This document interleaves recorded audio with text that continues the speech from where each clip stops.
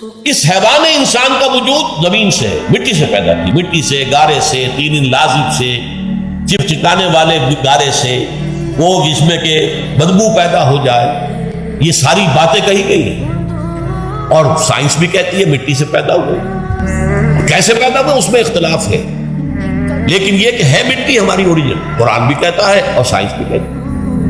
اور ہمارے وجود کو جب وہ تھک جائے، مزمحل ہو جائے، اس کی انرجی کم ہو جائے، تو اس کے لیے جو غذا ہے، جو تقویت ہے، وہ بھی ساری زمین سے آ رہی ہے۔ آپ نے پھل کھائے، آپ نے گندم کھائی، آپ نے چاول کہاں سے آ رہا ہے؟ اچھا بکری کا گوشت کھایا تو بکری کا گوشت کس چیز سے بنا ہے؟ اس نے گھاس کھائی ہے، اس نے پتے کھائے ہیں، وہیں سے تو بنا ہے نا۔ تو الٹیمیٹ سورس آپ کے وجود حیوانی کے لیے جو آ رہی ہے وہ زمین ہے۔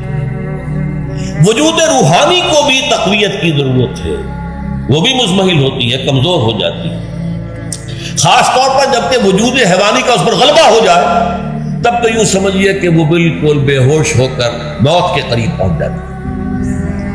اس کی تقویت، اس کی غذا وہیں سے آئی ہے جہاں سے روح آئی ہے، وہ کلام ربانی ہے، روح ربانی، نفخت فیہ من روحی من روحی من روحی، میں پھونک دوں اس میں اپنی روح میں سے۔ روح کا تعلق ذات باری تعالیٰ کے ساتھ ہے۔ اسی طرح کلام ربانی کہاں سے آیا ہے؟ اللہ تعالیٰ کے پاس ہے، یہ اس کی تقویت کا ذریعہ ہے۔ اب عام حالات میں کیا ہوتا ہے؟ ہمارا یہ وجود حیوانی چھایا ہوا ہے ہمارے وجود کے اوپر، بیچاری روح جو ہے دبی رہتی ہے، پسی رہتی ہے۔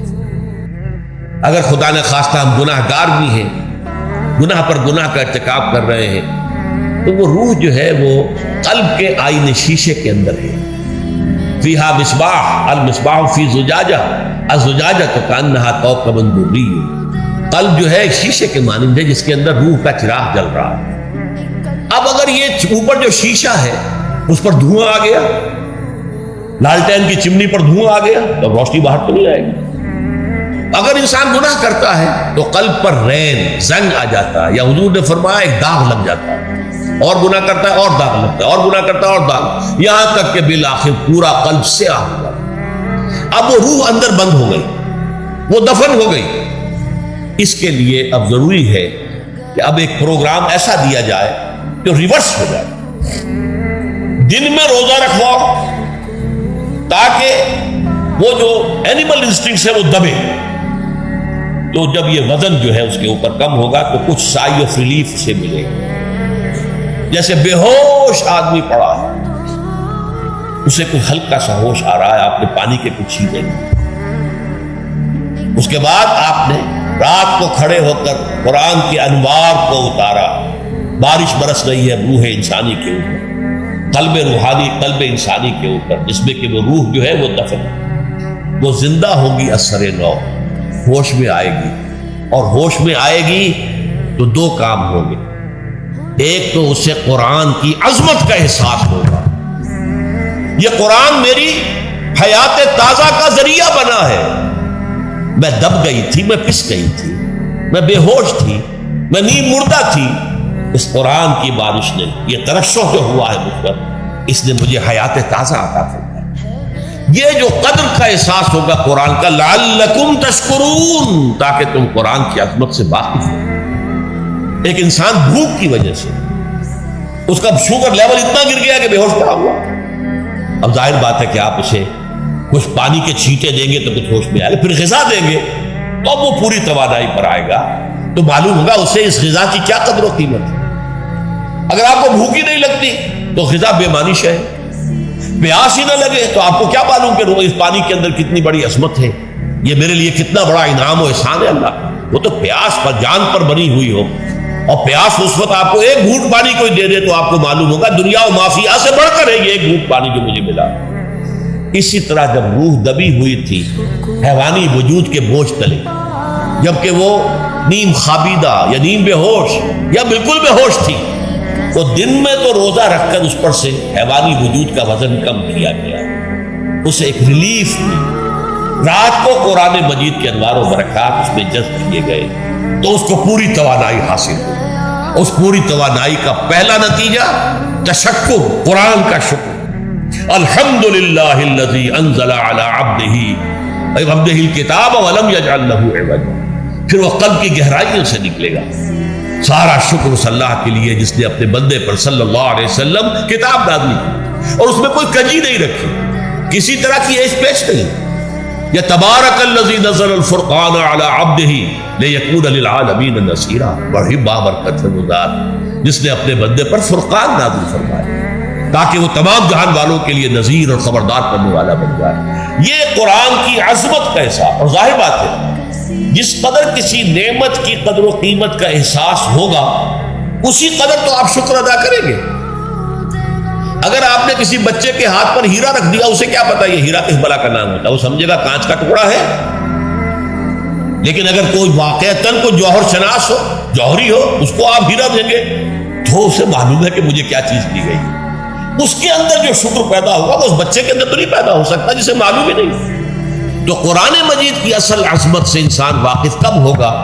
جبکہ اس کے ذریعے سے اس کی روح کو ایک حیات تازہ مل جائے اور اس طرح وہ پروگرام ریورس ہو جائے جو عام طور پر چل رہا تھا. ساری توجہ اپنے جسم پر, اس کے تقاضوں پر. جسم میں تھوڑی سی پھنسی نکل آئی ہے, بھاگ رہے دوڑ رہے اس کے علاج کے لیے.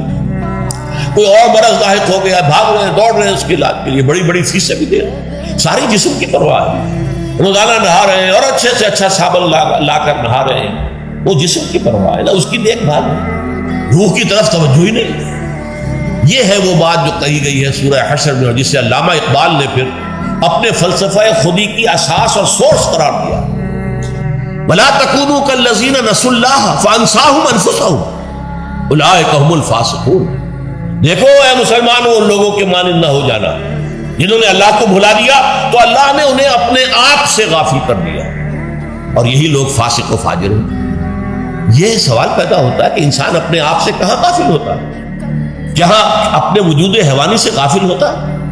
کیا بھوک لگتی ہے تو وہ ادھر ادھر منہ نہیں مارتا, غذا کو حاصل کرنے کے لیے کوشش نہیں کرتا؟ پیاس لگتی ہے تو کیا پانی یا کوئی اور مشروب تلاش نہیں کرتا؟ کوئی بیماری لاحق ہوتی ہے تو کیا اس کے علاج کی طرف توجہ نہیں کرتا؟ اسے آرام کی حاجت ہوتی ہے تو آرام نہیں لیتا؟ اپنے اس وجود سے تو غافل نہیں. کون سے وجود سے غافل ہوا ہے؟ وہ روحانی وجود سے غافل ہوا. بھول گیا کہ میرے اندر روحانی وجود بھی ہے اور اس کا تعلق ذات باری تعالیٰ کے ساتھ. اس نے سمجھا کہ میں بس حیوان ہوں, نرا حیوان ہوں, اپنے اس وجود کی اصل حقیقت ہی سے بے خبر, غافل. چنانچہ آج کے دور کا سب سے بڑا المیہ کیا ہے؟ ڈارون کے نظریے کے جو اثرات پیدا ہوئے ہماری معاشرت پر, ہماری سوچ پر, ہمارے فکر پر, ہمارے فلسفے پر, ہماری سوشولوجی پر, وہ کیا ہے کہ ہم بھی نرے حیوان ہیں. اللہ کا فیصلہ. یہ سب سے بڑی محرومی ہے اس دور کی کہ انسان اپنے اصل شرف سے خود ہی مستعفی ہو گیا. ہمارا کوئی وجود ہے ہی نہیں روحانی وغیرہ. روح کسے کہتے ہیں ہم نہیں جانتے, بس یہ جسم ہے. ہم اللہ کو نہیں جانتے کون ہے کون نہیں ہے. ہوگا ہم تو اس کائنات کو جانتے ہیں. ہم روح سے واقف نہیں, ہم تو اپنے جسم کو واقف.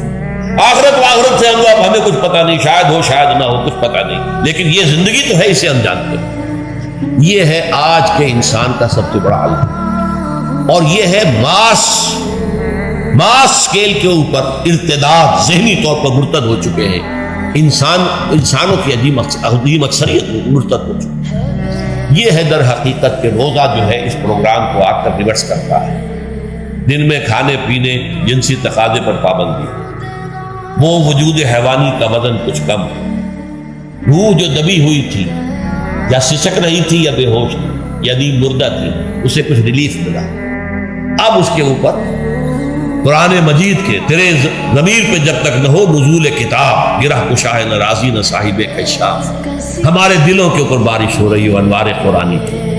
وہ ظاہر بات ہے کہ بغیر سمجھے تو نہیں ہوگی بارش, وہ تو آپ کچھ سمجھ رہے ہوں گے تو بارش ہوگی. ورنہ تو یہ ہے کہ ٹھیک ہے میں پہلے بھی عرض کر چکا ہوں, آپ کو ثواب تو ملے گا, لیکن یہ ہے کہ وہ اصل مقصد قرآن کی عظمت کا قلب کی گہرائیوں سے اعتراف جو ہے اور اس پر اللہ کا شکر تو ادا ہوگا. لعلکم تشکرون, جبکہ قرآن مجید جو ہے آپ کے قلب کے اوپر نازل, اس کا مفہوم نازل.